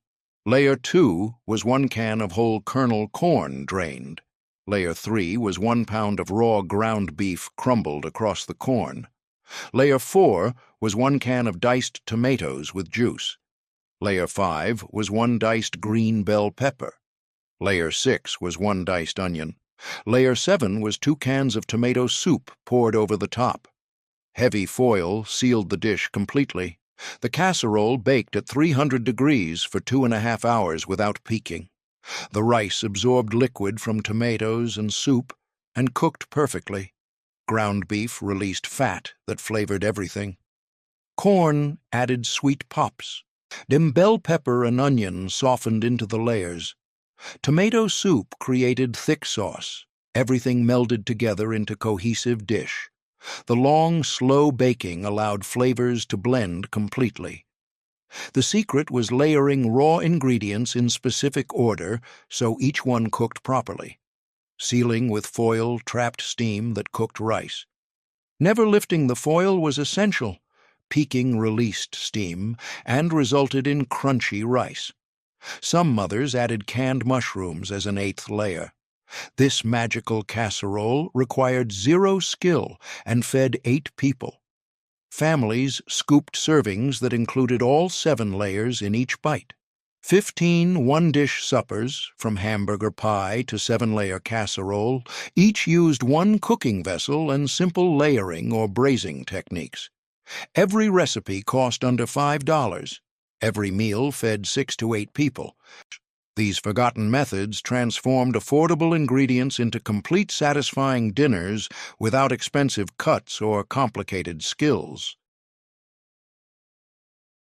Pot roast, 1950s, style Dutch oven became the Sunday centerpiece meal mothers prepared while families attended church because the roast cooked unattended for hours. This quintessential American comfort food represented home and family. Every mother had her own pot roast method, but the basic technique stayed consistent. Tough, cheap chuck roast, transformed into fork-tender meat through low, slow braising with vegetables. Mothers seasoned a 3-pound chuck roast generously with salt, black pepper, and garlic powder. They heated oil in a large Dutch oven on the stovetop. The roast seared on all sides until deeply browned, about 12 minutes total. Mothers removed the roast temporarily. Chopped onions, carrots, and celery went into the pot. Vegetables cooked in beef drippings for 5 minutes. 2 tablespoons of tomato paste stirred in. 2 cups of beef broth poured in while scraping brown bits from the bottom. The roast returned to the pot. Quartered potatoes nestled around the meat. The lid went on tight. The Dutch oven went into a 300-degree oven for 3 full hours. The chuck roast became incredibly tender and fell apart easily. Vegetables cooked until soft and absorbed beefy flavor. Potatoes turned creamy inside and slightly crispy where they touched the pot. The braising liquid reduced into rich gravy. Collagen in the tough roast melted into gelatin that made gravy silky. The secret was searing meat to develop deep flavor before braising. From scraping brown bits added richness. Ultra-low temperature and long time broke down connective tissue. Never opening the lid kept moisture trapped. Families carved roast at the table and ladled gravy over everything. This one-pot dinner fed 8 people and made the house smell incredible. One-pot dinner became the fancy French meal mothers served when they wanted to impress dinner guests because red wine made ordinary beef stew taste gourmet. Julia Child popularized beef bourguignon on television and inspired home cooks to try French cuisine. Mothers simplified the recipe and made it approachable for weeknight cooking. The Burgundy wine gave this dish its name and signature rich flavor. Mothers cut chuck roast into 1-inch cubes, each cube seasoned with salt and pepper. Bacon strips cut into pieces and cooked in a Dutch oven until crispy. Bacon removed and beef cubes browned in bacon fat in batches. Beef removed temporarily. Sliced carrots, pearl onions, and sliced mushrooms cooked in the same pot. 3 tablespoons of flour sprinkled over vegetables and stirred. 1 bottle of Burgundy wine slowly added while stirring. 2 cups of beef broth poured in. Tomato paste, bay leaves, and thyme added. Bacon and beef returned to the pot. Everything simmered, covered on low heat for 2 hours. The beef became melt-in-mouth tender. Burgundy wine created deep, complex flavor. Bacon added smoky richness. Vegetables softened and absorbed wine. The sauce reduced into luxurious gravy. Flour thickened the liquid perfectly. Wine's acidity balanced richness and cut through fat. The secret was browning beef in bacon fat for double meat flavor. Using full bottle of wine created authentic French taste. Simmering for full 2 hours allowed alcohol to cook off while wine flavor concentrated. Families served beef burgundy over egg noodles or mashed potatoes. This one-pot dinner tasted like expensive French restaurant, but cost under $8, including wine. Unstuffed cabbage roll casserole became the lazy cook's answer to traditional cabbage rolls because all the same flavors combined in one dish without tedious rolling. Traditional cabbage rolls required blanching leaves, making filling, rolling each one individually, and baking them separately. This casserole version chopped everything and layered it in a pan. Polish and Hungarian grandmothers would have disapproved, but busy working mothers embraced this shortcut enthusiastically. Mothers browned 1½ pounds of ground beef with diced onions in a large skillet. They stirred in 1 cup of uncooked white rice, 1 can of tomato sauce, 1 can of diced tomatoes with juice, salt, pepper, and paprika. Half of a small cabbage chopped into bite-sized pieces. The beef mixture went into a greased 9x13 casserole dish first. Chopped cabbage scattered over the beef. The remaining beef mixture spread on top. 2 cups of tomato juice poured over everything. Heavy foil covered the dish. The casserole baked at 350 for 1 hour and 15 minutes. The rice cooked perfectly in the tomato liquid. Ground beef stayed moist. Cabbage softened and sweetened naturally. Tomato sauce and juice combined into thick gravy. Paprika added subtle, smoky flavor. Everything melded together into cohesive dish that tasted exactly like traditional cabbage rolls. The secret was adding liquid tomato juice that provided enough moisture to cook rice without drying out. Chopping cabbage small helped it soften completely. Some mothers added sauerkraut between layers for tangy flavor. This deconstructed version took 30 minutes to assemble versus 2 hours for traditional rolls. Families got authentic taste without tedious work for under $4. Wild rice and pork chop bake became the Midwest supper mothers made when they wanted something special because wild rice cost more than white rice and felt fancy. Minnesota and Wisconsin families harvested wild rice from lakes and used it frequently. This one-dish dinner combined protein and starch together and required no side dishes except maybe canned green beans. Mothers mixed 1 package of Uncle Ben's long grain and wild rice mix with seasoning packet into a greased 9x13 casserole dish. They added 2½ cups of water and stirred. 6 bone-in pork chops seasoned with salt, pepper, and paprika. Mothers arranged pork chops on top of the rice mixture in a single layer. Sliced onions scattered over the pork chops. Sliced mushrooms covered the onions. The casserole baked at 350 for 1 hour and 15 minutes. The pork chops stayed incredibly moist and tender. Fat and juices from the chops dripped down into rice. Wild rice absorbed all the pork flavor and turned nutty and chewy. White rice in the mix cooked soft and creamy. Onions and mushrooms caramelized on top of the chops. The rice on the edges got slightly crispy and created delicious crunchy bits. The seasoning packet added herbs and salt. The secret was using boxed rice mix that included seasoning and eliminated measuring. Bone-in chops had more flavor than boneless, not lifting the foil-trapped steam that cooked rice perfectly and kept chops moist. Some mothers added cream of mushroom soup over the top before baking. This complete meal cost under $6 and fed 6 people without any sides needed. No-peak pork chop rice. Casserole became the hands-off dinner mothers loved because the name reminded them not to open the oven door. This casserole cooked completely unattended for 90 minutes. The no-peak rule was essential. Opening the oven released steam that rice needed to cook properly. Mothers across the South shared this exact recipe and swore by the no-peak method for perfect results every time. Mothers mixed 1 cup of uncooked white rice with 1 can of cream of mushroom soup and 1 can of cream of chicken soup in a greased 9x13 casserole dish. 2 cups of water stirred in until combined. 6 bone-in pork chops seasoned with salt, pepper, and garlic powder. Mothers arranged pork chops on top of the rice mixture. 1 packet of dry onion soup mix sprinkled over the pork chops.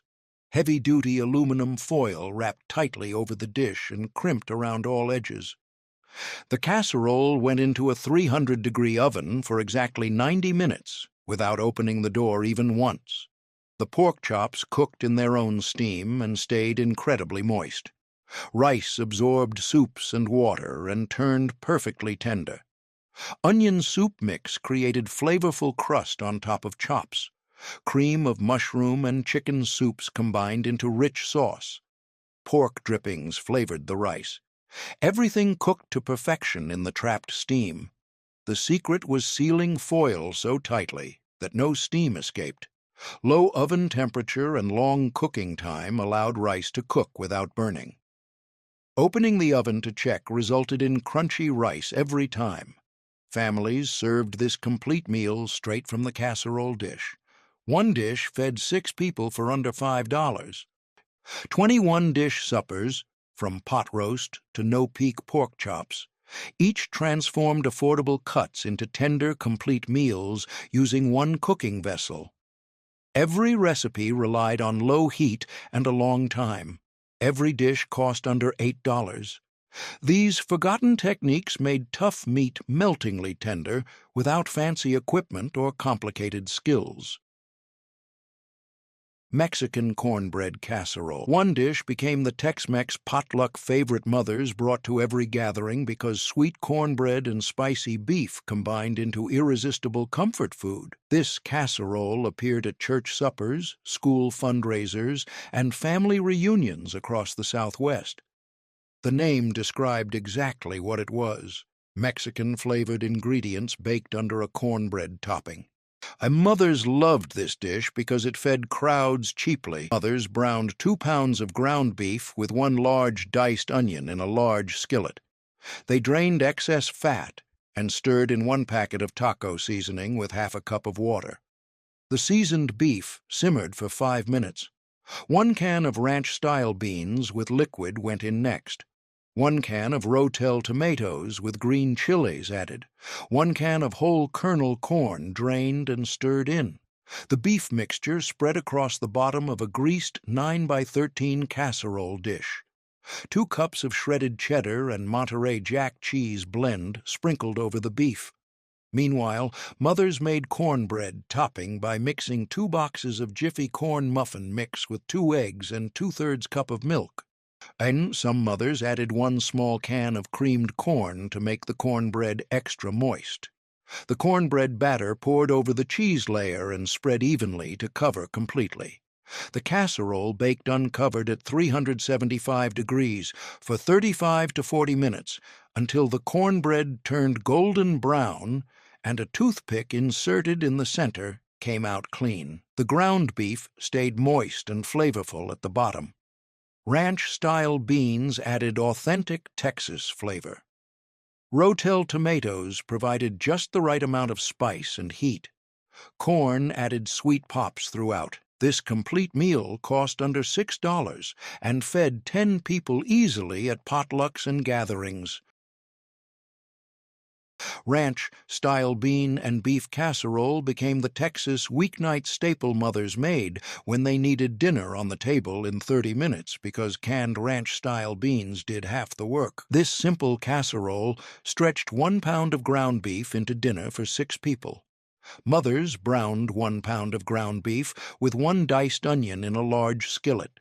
They drained the fat and stirred in 2 cans of ranch-style beans with all their liquid.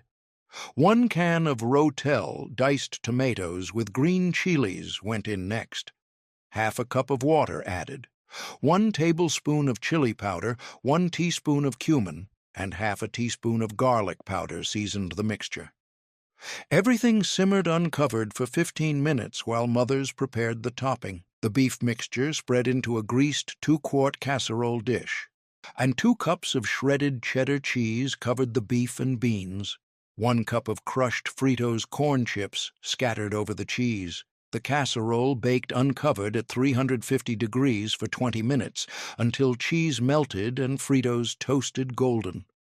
The ground beef stayed crumbly and well-seasoned throughout.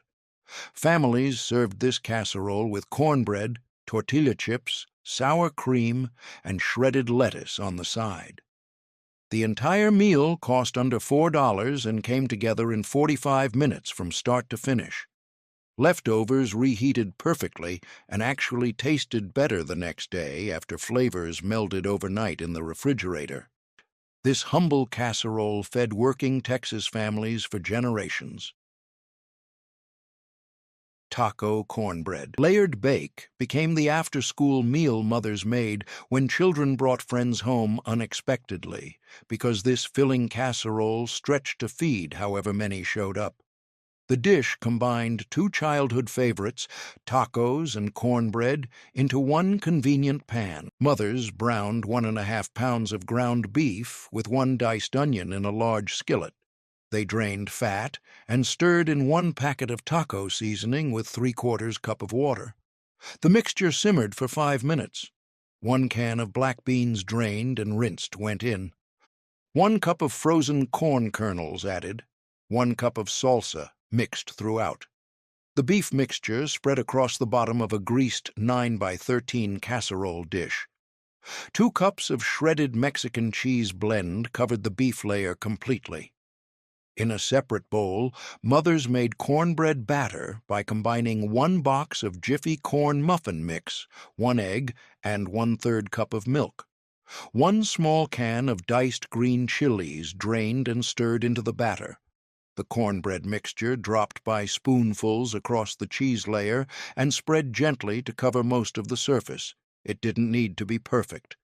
The casserole baked uncovered at 375 degrees for 30 minutes until cornbread turned golden and cooked through. The ground beef stayed moist and flavorful with taco spices. Black beans added protein and hearty texture. Old-fashioned pork chop potato casserole became the Sunday dinner grandmothers taught daughters because this recipe passed through generations unchanged. The method came from farm kitchens where mothers cooked for large families and field workers. Mothers peeled and sliced 4 large russet potatoes into 1/4-inch thick rounds. The potato slices arranged in overlapping layers across the bottom of a greased 9x13 casserole dish. Salt and black pepper seasoned the potato layer. 6 bone-in pork chops, about 1 inch thick, were seasoned generously with salt, pepper, and paprika. Mothers heated oil in a large skillet and browned pork chops on both sides, about 3 minutes per side. The browned chops arranged on top of the potato layer in a single layer. 1 large onion sliced thin and separated into rings, the onion rings scattered over the pork chops. 1 can of cream of mushroom soup mixed with 1 can of milk until smooth. This creamy mixture poured evenly over the entire casserole. Heavy-duty aluminum foil sealed the dish completely. The casserole baked at 325 degrees for 1 hour and 30 minutes. Mothers removed foil for the last 20 minutes to brown the top slightly. The pork chops became fork tender and nearly fell off the bones. Potatoes absorbed all the pork drippings and cream of mushroom sauce and turned incredibly creamy. Onions melted into sweet, soft bits throughout. The soup and milk combined into rich gravy. Pork fat rendered into the potatoes and added incredible flavor. The potatoes on the bottom got slightly crispy where they touched the pan. The top layer of potatoes turned golden brown in the final uncovered baking time. The secret was browning pork chops first to render some fat and develop flavor before baking. Slicing potatoes uniformly ensured even cooking. Thick slices stayed crunchy, while thin slices turned mushy. Mixing soup with equal amount of milk prevented the sauce from being too thick and gummy. Sealing tightly with foil trapped steam that cooked everything evenly. Beef and rice casserole with mushroom soup became the Betty Crocker magazine recipe mothers clipped and kept in their recipe boxes because it worked every single time without fail. This casserole appeared in cookbooks throughout the 1950s and 60s with slight variations. Every version shared the same basic method: raw ground beef and raw rice baked together in cream of mushroom soup. The magic happened in the oven, where everything cooked together perfectly without pre-cooking anything. Mothers spread 1 cup of uncooked long-grain white rice across the bottom of a greased 9x13 casserole dish. 1½ pounds of raw ground beef crumbled evenly over the rice. 1 large onion diced and scattered over the beef. 1 green bell pepper diced and added on top. Salt, black pepper, garlic powder, and Worcestershire sauce seasoned the layers. 2 cans of cream of mushroom soup mixed with 1½ cups of water until smooth. This soup mixture poured evenly over all the layers. Mothers added 1 cup of frozen peas or green beans for color. Heavy aluminum foil sealed the dish tightly. The casserole baked at 350 degrees for 1 hour and 15 minutes without peaking. After baking, mothers removed foil and checked that rice was tender. If not, they recovered and baked 15 more minutes. The casserole rested for 10 minutes before serving. The ground beef cooked in its own fat and stayed moist.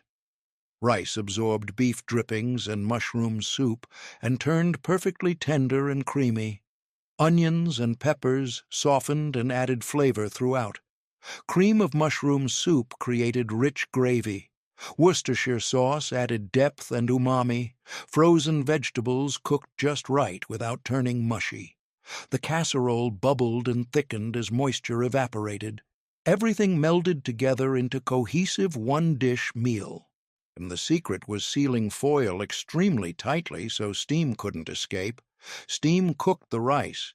5 one-dish suppers, Mexican cornbread, ranch bean, taco cornbread, pork chop potato, and beef rice casseroles, each fed 6 to 8 people for under $6. Every recipe combined protein and starch in one pan. Every dish required minimal prep. These forgotten casseroles kept working families fed without stress or complicated techniques. Chicken and wild rice. Hot dish became the Minnesota church basement classic because wild rice was abundant in the land of 10,000 lakes. Minnesota and Wisconsin families called casseroles hot dish and served them at every gathering. This particular hot dish represented Minnesota cuisine at its finest, combining local wild rice with chicken and cream of mushroom soup. Lutheran church cookbooks across the upper Midwest featured nearly identical versions of this recipe. Mothers cooked 1 box of Uncle Ben's long grain and wild rice according to package directions. While rice cooked, they cut 2 pounds of boneless chicken breasts into bite-sized cubes. Chicken pieces seasoned with salt, pepper, and poultry seasoning. Mothers heated butter in a large skillet and cooked chicken until no longer pink, about 8 minutes. 1 diced onion and 2 cups of sliced mushrooms went into the skillet. Vegetables cooked until softened, about 5 more minutes. In a large bowl, mothers combined the cooked rice, cooked chicken mixture, 2 cans of cream of mushroom soup, 1 cup of sour cream, and 1 cup of chicken broth. Everything mixed thoroughly. The mixture spread into a greased 9x13 casserole dish. 2 cups of shredded sharp cheddar cheese sprinkled over the top. 1 cup of crushed Ritz crackers mixed with 2 tablespoons of melted butter. The buttered cracker mixture scattered over the cheese. The hot dish baked uncovered at 350 degrees for 35 minutes until bubbly and golden on top. Skillet chicken supper with vegetables became the one-pan wonder mothers made on busy weeknights because everything cooked together in 15 minutes. This was not a casserole that baked. It was a stovetop skillet meal that came together quickly. Mothers kept the ingredients simple so children would eat it. The entire meal cooked in 1 cast-iron skillet and went straight to the table for serving. This represented practical, everyday cooking at its best. Mothers cut 4 boneless chicken breasts into strips about 1 inch wide. The chicken pieces seasoned with salt, pepper, and Italian seasoning. They heated 2 tablespoons of oil in a large cast-iron skillet over medium-high heat. 2 chicken strips went in and cooked without moving for 3 minutes. Strips flipped and cooked 3 more minutes on the other side until golden brown. Chicken removed temporarily to a plate. 1 sliced onion went into the same skillet. 2 sliced bell peppers, 1 red and 1 green, added next. Vegetables cooked in chicken drippings for 4 minutes while stirring occasionally. 2 cups of sliced mushrooms joined the vegetables. 1 clove of minced garlic stirred in. 2 tablespoons of butter added. Vegetables cooked 3 more minutes until softened. The chicken strips returned to the skillet with any accumulated juices. Half a cup of chicken broth poured in. Everything tossed together and heated through for 2 minutes. Fresh parsley chopped and sprinkled over the top. The entire skillet brought to the table while still sizzling. Families served themselves straight from the skillet with crusty bread to soak up juices. Some mothers served it over rice or egg noodles. The chicken stayed tender and juicy from quick cooking. Vegetables softened but retained slight crunch. Bell peppers added sweet flavor and color. Mushrooms contributed earthiness. Onions caramelized slightly. Garlic added aromatic punch. Butter enriched the pan juices. Chicken broth created light sauce. The combination tasted fresh and light, not heavy like cream-based casseroles. 7-minute corn and chicken skillet became the magazine advertisement recipe that actually worked as promised because Green Giant Niblets corn cooked quickly and flavored the chicken perfectly. This recipe appeared in Life magazine in January 1956. Green Giant promoted quick cooking methods using their canned corn. Mothers clipped the ad and kept it because 7 minutes was not an exaggeration. The skillet meal truly came together that fast. This represented modern, convenient cooking that fit busy lifestyles. Mothers opened 2 cans of Green Giant Niblets whole kernel corn and drained them, reserving the liquid. They cut 3 boneless chicken breasts into small, bite-sized pieces. Chicken pieces seasoned with salt and pepper. Mothers heated 2 tablespoons of butter in a large skillet over high heat. Chicken pieces went in and cooked while stirring constantly for 3 minutes until no longer pink. Drained corn dumped into the skillet. 1 diced green bell pepper added. Half a cup of the reserved corn liquid poured in. Everything cooked together over high heat for exactly 4 more minutes while stirring frequently. The liquid reduced and thickened slightly. 1 tablespoon of butter stirred in at the end. Salt and pepper adjusted to taste. The entire skillet took 7 minutes total, from start to finish. The chicken cooked through, but stayed tender from high heat and constant stirring. Corn heated quickly and added sweet flavor. Bell pepper softened slightly, but retained crunch. Corn liquid created light sauce that coated everything. Butter at the end added richness and gloss. The dish tasted fresh and light, not heavy. Cutting chicken small ensured it cooked through in 3 minutes. Using canned corn with its liquid was essential. Frozen corn didn't work the same way because it lacked the flavorful liquid. Constant stirring prevented burning. Some mothers added sliced mushrooms or diced tomatoes. Others seasoned with dried thyme or basil. This skillet meal cost under $4 and fed 4 people. It required almost no planning. Mothers kept ingredients in the pantry and freezer. Children ate it willingly because corn made it slightly sweet and not too vegetable-heavy. One-pan pork chop tomato rice bake became the Spanish-inspired dinner mothers made when they wanted something different from cream of soup casseroles. This dish used tomatoes instead of cream soup and created completely different flavor profile. Mothers spread 1½ cups of uncooked long-grain white rice across the bottom of a greased 9x13 baking dish. 1 can of diced tomatoes with juice poured over the rice. 1½ cups of chicken broth added. 1 teaspoon of cumin, 1 teaspoon of chili powder, ½ a teaspoon of paprika, salt, and black pepper mixed in. Everything stirred to combine. 6 bone-in pork chops seasoned with salt, pepper, and paprika arranged on top of the rice mixture in a single layer. Thin lemon slices placed on top of each pork chop.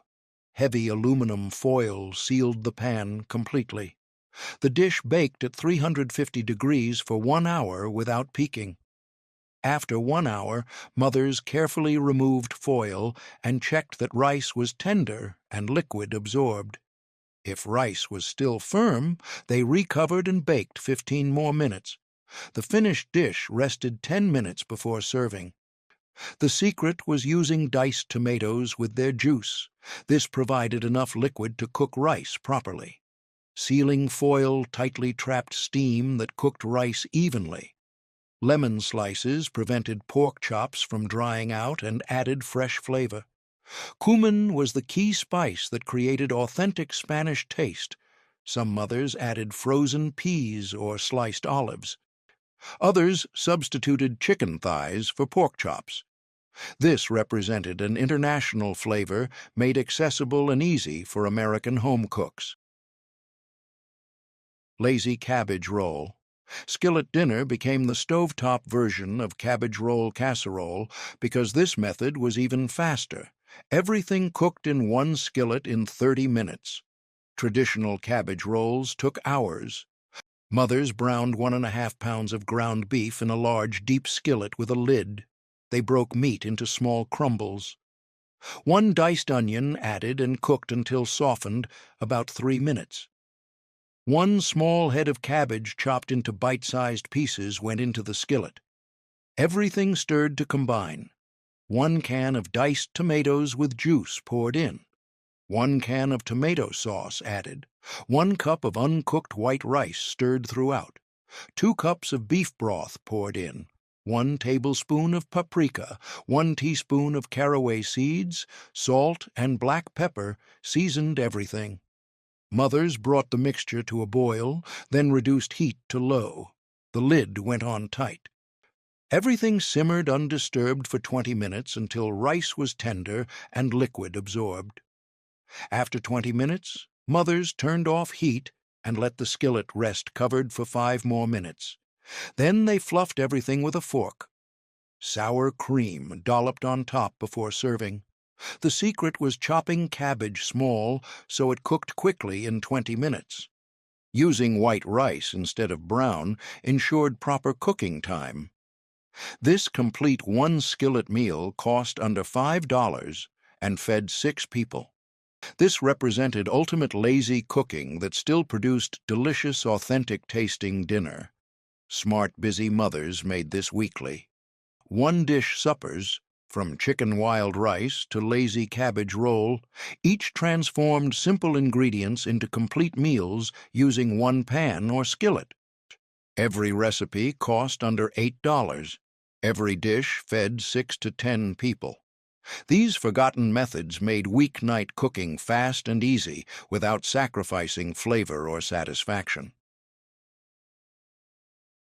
One pot, ground beef and cabbage. One pot became the Depression-era meal that continued feeding families through the 1960s because cabbage cost pennies and stretched small amounts of meat. Mothers browned 1.5 pounds of ground beef in a large Dutch oven or stock pot. They broke meat into crumbles and pushed it to the sides. One large onion diced went into the center of the pot. Onion cooked in beef drippings for 3 minutes.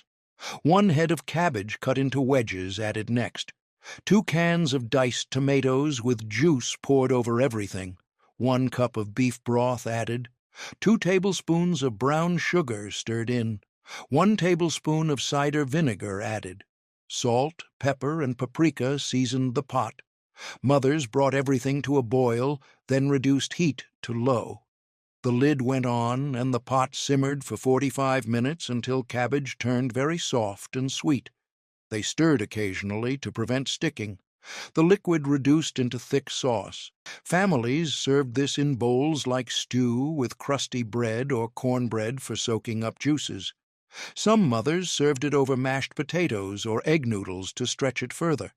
Children ate it without complaining because the cabbage didn't taste too vegetable-like.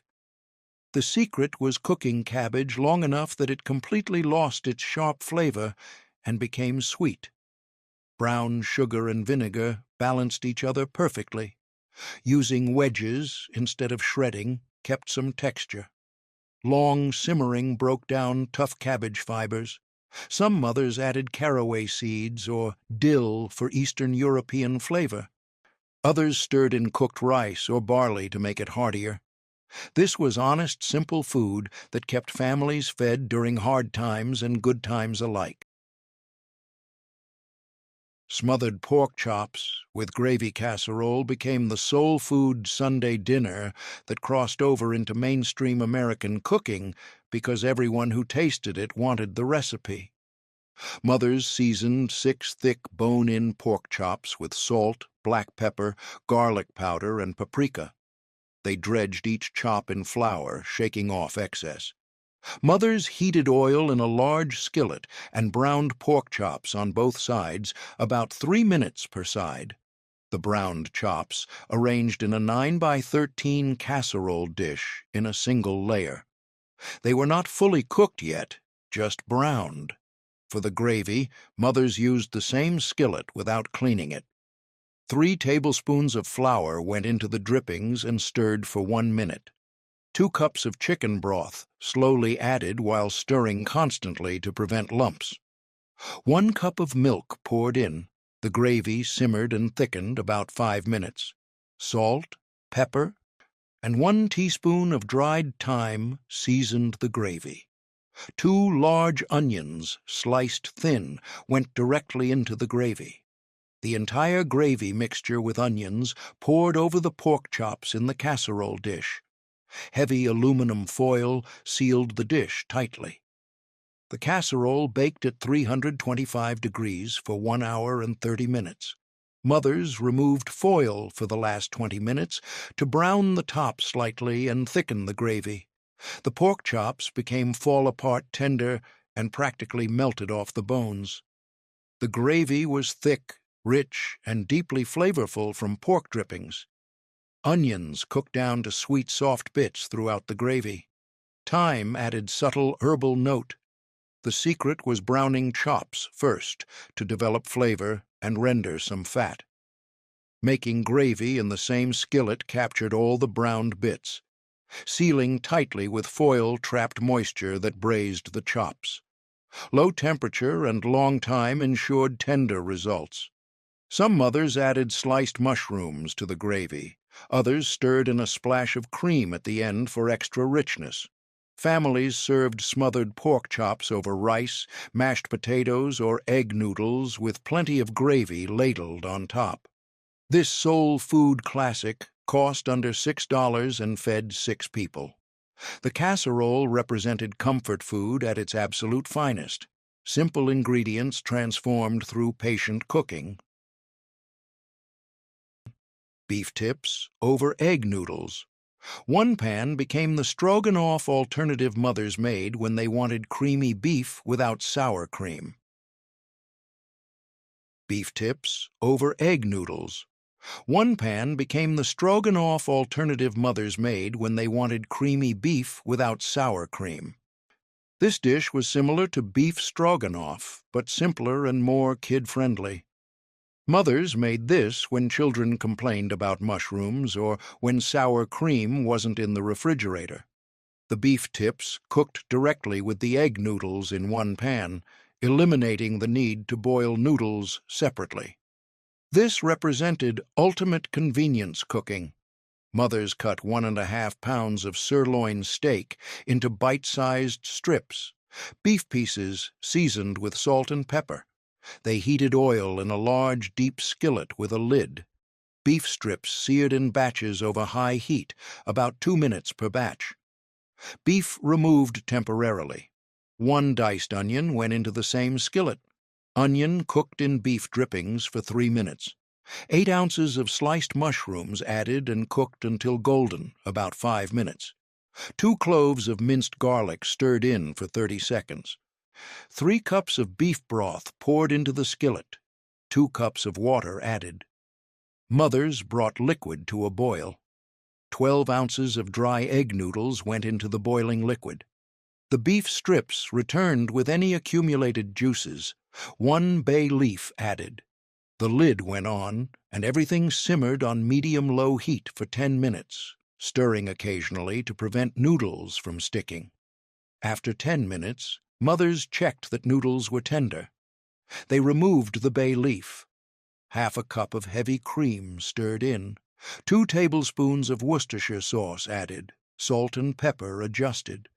The skillet simmered uncovered for 3 more minutes to thicken slightly. Fresh parsley chopped and sprinkled on top. The beef stayed tender from quick searing. Noodles absorbed beef broth and turned incredibly flavorful. Mushrooms added earthiness throughout. Onions melted into the sauce. Heavy cream created rich, silky gravy. Worcestershire added depth and umami. The sauce thickened naturally from noodle starch. Every forkful had beef, noodles, mushrooms, and creamy gravy together.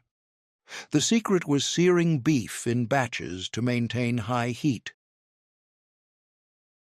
Chicken smother skillet dinner became the southern weeknight meal mothers made when they wanted soul food flavor without Sunday dinner effort. Smother meant covering chicken in thick gravy and cooking until tender. This skillet version cooked entirely on the stovetop in one pan. Mothers loved that it was faster than oven-braised chicken, but delivered the same falling-off-the-bone tenderness. This represented soul food simplified for busy weeknights. Mothers cut a whole chicken into 8 pieces, or used thighs and drumsticks, each piece seasoned generously with salt, black pepper, garlic powder, onion powder, and paprika. Flour went in a shallow dish. On chicken pieces dredged through flour until coated. Mothers heated vegetable oil in a large, deep skillet with a lid. Floured chicken pieces browned on all sides in batches, about 10 minutes total per batch. All chicken removed temporarily. 2 large onions sliced thin went into the same skillet. Onions cooked in chicken drippings for 5 minutes. 1 diced bell pepper added and cooked 3 more minutes. 3 tablespoons of flour sprinkled over vegetables and stirred for 1 minute. 2 cups of chicken broth slowly added while stirring constantly. The gravy came to a boil and thickened. Chicken pieces returned to the skillet and nestled into gravy. The lid went on tight. Everything simmered on low heat for 45 minutes. Mothers checked occasionally and added more broth if gravy got too thick. After 45 minutes, they removed the lid. The chicken and gravy simmered uncovered for 10 more minutes to thicken and reduce the gravy further. The chicken became incredibly tender and nearly fell off the bones. The gravy was thick, rich, and deeply flavorful from chicken drippings and browned flour. Onions cooked down to sweet jammy bits. Bell pepper softened completely. The combination of seasonings created classic Southern flavor profile. Gravy coated each piece of chicken completely. The reduced gravy was thick enough to coat the back of a spoon. Hash brown hamburger casserole became the potluck dish that disappeared first because frozen hash browns eliminated the work of peeling and shredding potatoes. This casserole combined all the elements of a complete meal, protein, starch, and dairy, into one convenient pan. Church ladies brought this to every gathering. The combination was so popular that mothers made it weekly for family dinners, too. The frozen hash browns transformed casserole cooking by eliminating the most tedious prep work.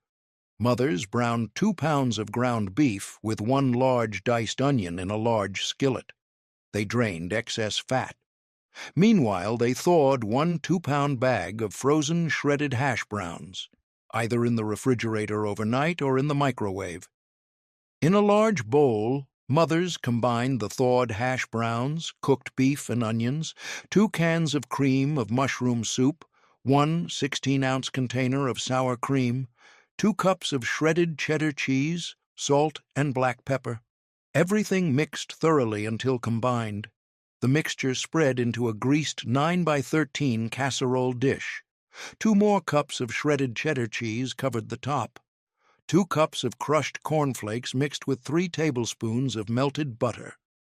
The buttered cornflake mixture scattered evenly over the cheese. The casserole baked uncovered at 350 degrees for 45 minutes until bubbly and golden. The ground beef stayed moist, mixed throughout. Hash browns turned tender and absorbed all the creamy flavors. Cream of mushroom soup added rich base. Sour cream made everything extra creamy and added tang.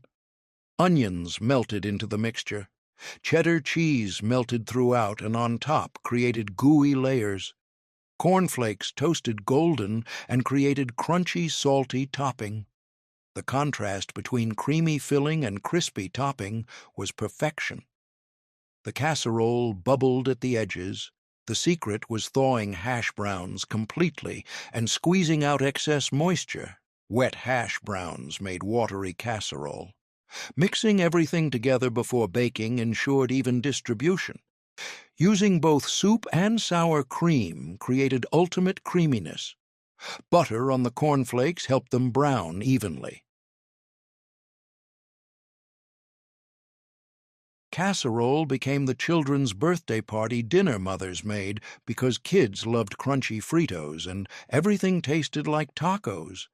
This was essentially a walking taco deconstructed and baked in a casserole dish. The recipe spread through elementary school PTAs and scout troop meetings. Mothers loved that it was foolproof and every child ate it without complaining. Fritos were the star ingredient that made this casserole different from every other taco casserole. Mothers browned 2 pounds of ground beef with 1 diced onion in a large skillet. They drained fat and stirred in 2 packets of taco seasoning with 1 cup of water. The mixture simmered for 5 minutes. 1 can of ranch-style beans with liquid went in. 1 can of Rotel tomatoes with green chilies added. 1 cup of frozen corn kernels stirred in. Everything combined thoroughly. Meanwhile, mothers crushed 1 large bag of Fritos corn chips into bite-sized pieces, not too fine. Half of the crushed Fritos spread across the bottom of a greased 9 by 13 casserole dish. The beef mixture spread over the Fritos. 2 cups of shredded Mexican cheese blend covered the beef. The remaining crushed Fritos scattered on top. One more cup of cheese sprinkled over the Fritos. The casserole baked uncovered at 350 degrees for 25 minutes until cheese melted and Fritos toasted slightly. The ground beef stayed moist and flavorful with taco spices. Ranch-style beans added authentic southwestern flavor. Rotel tomatoes provided heat. Corn added sweet pops. The bottom layer of Fritos absorbed some moisture but stayed mostly crunchy. The top layer toasted in the oven and stayed very crunchy. Cheese melted into gooey layers. Every bite had beef, cheese, and crunchy Fritos together. The combination tasted exactly like tacos, but in casserole form.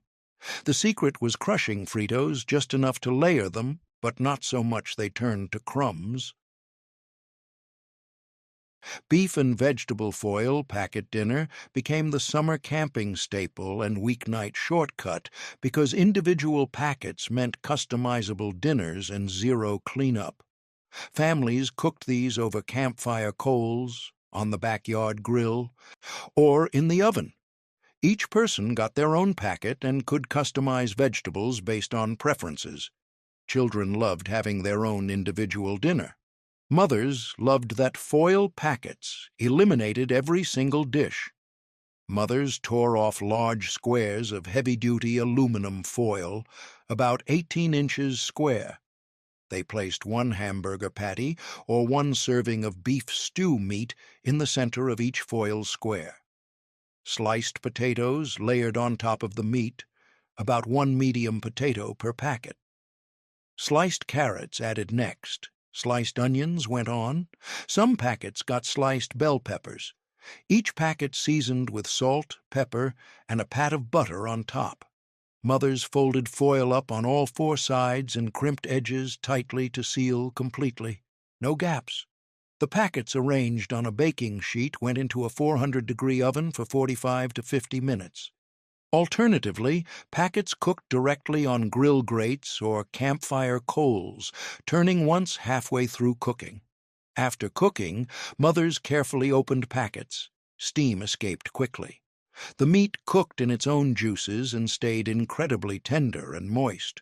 Vegetables steamed inside the packet and absorbed meaty flavor. Butter melted through all the layers and added richness. Potatoes turned fork tender. Carrots softened perfectly. Onions caramelized slightly. Everything cooked together created cohesive flavors. The sealed packet trapped steam that cooked everything evenly. Opening the packet released aromatic steam that smelled incredible. Each person ate directly from their foil packet using a fork. No plates needed.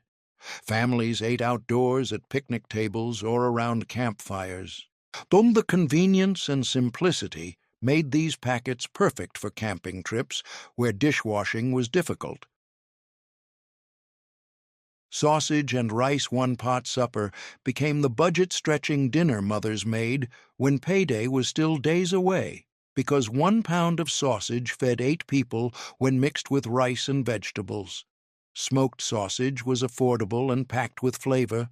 Rice absorbed sausage drippings and turned every grain delicious. This represented poverty cooking that didn't taste poor. It tasted rich and satisfying. Working-class families ate this meal weekly.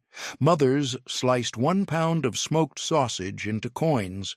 They heated oil in a large Dutch oven or stock pot. Sausage coins browned on both sides, about 5 minutes total. Sausage removed temporarily. 1 large diced onion went into the same pot. Onion cooked in sausage drippings for 3 minutes. 1 diced bell pepper added and cooked 2 more minutes. 2 cloves of minced garlic stirred in for 30 seconds. 2 cups of uncooked long-grain white rice went into the pot and stirred to coat with oil. 3½ cups of chicken broth poured in, 1 can of diced tomatoes with juice added, 1 bay leaf dropped in, salt, pepper, and half a teaspoon of paprika seasoned everything. The browned sausage returned to the pot and stirred throughout. Mothers brought everything to a boil, then reduced heat to low. The lid went on tight.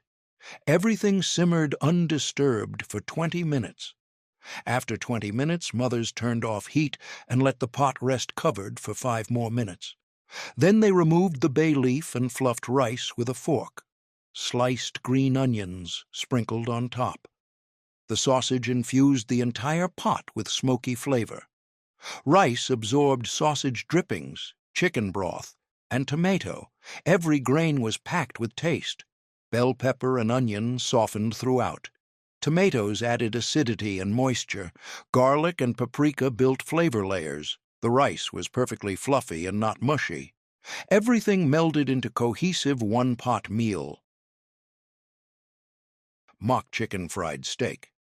Casserole became the Texas potluck dish that brought chicken fried steak flavor to casserole form. Traditional chicken fried steak required frying individual steaks and making cream gravy separately. This casserole version baked everything together in one dish and eliminated the mess of frying. The result tasted remarkably like the real thing, but fed a crowd instead of individual plates. This represented Texas comfort food simplified for church gatherings. Mothers cut 2 pounds of cube steak into bite-sized pieces, each piece seasoned with salt, pepper, and garlic powder. Flour went in a shallow dish. Steak pieces dredged through flour. Meanwhile, mothers heated oil in a large skillet and browned floured steak pieces in batches, about 2 minutes per side. Pieces didn't need to cook through, just brown. All browned pieces went into a greased 9x13 casserole dish. For the gravy, mothers used the same skillet without cleaning it. 1/4 cup of flour went into the drippings and stirred for 1 minute. 3 cups of milk slowly added while stirring constantly to prevent lumps. The gravy simmered and thickened, about 5 minutes. Salt, black pepper, and 1/4 teaspoon of cayenne pepper seasoned the gravy. The thick cream gravy poured over the steak pieces in the casserole dish.